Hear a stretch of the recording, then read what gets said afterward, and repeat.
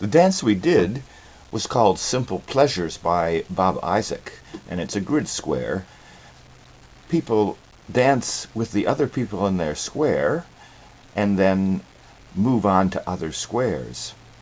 In this particular dance, the main interaction is swinging with your partner.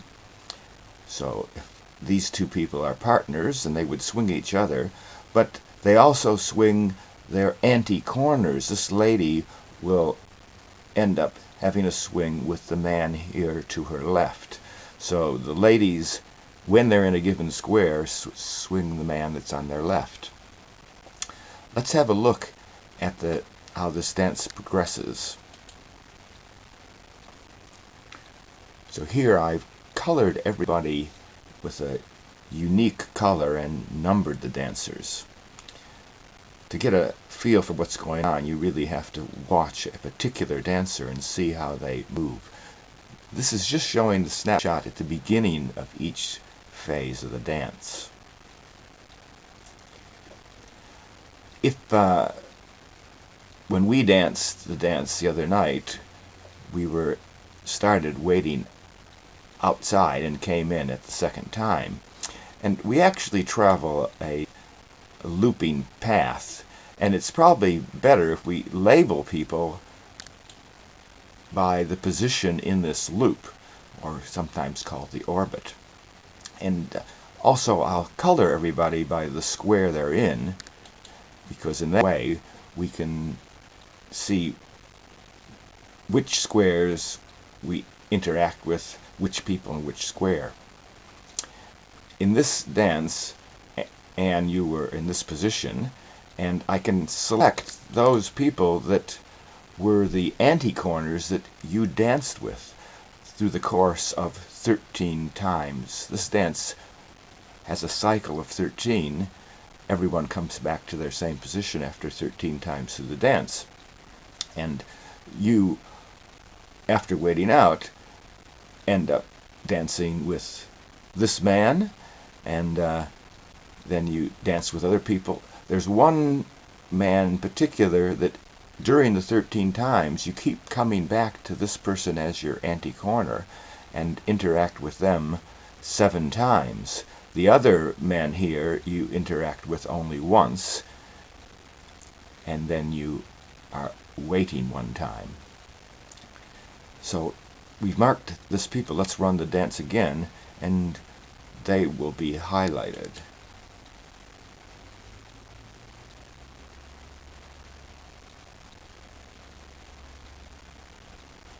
So whenever you're in a given square, the man in that square to your left is the one that you will get to swing.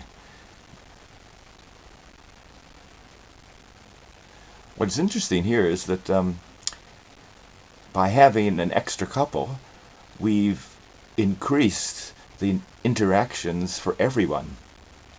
The same phenomena works for every person. Every person meets 7 other neighbors during the course of the dance. One of the neighbors they meet 7 times, the others they meet once each, the other 5, and there's 1 time when they're waiting out. If we didn't have the couple waiting out and only had 13 couples, it turns out that there's less neighbor interaction. Let's take a look at this lady here and see who she ends up meeting during the course of the dance. And there's only 3 men that she will meet. The anti-corner, the man to her left in the initial square, is the one that she meets most often. And this dance now has a cycle of 12 times,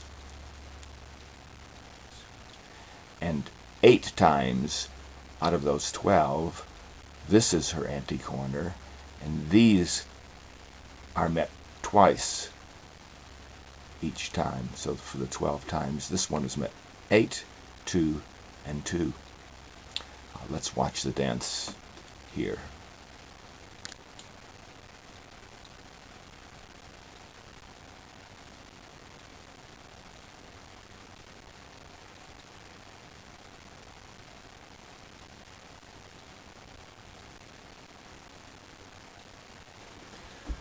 One interesting thing that happens for grid squares of this type is in the situation where there are no extra couples standing out.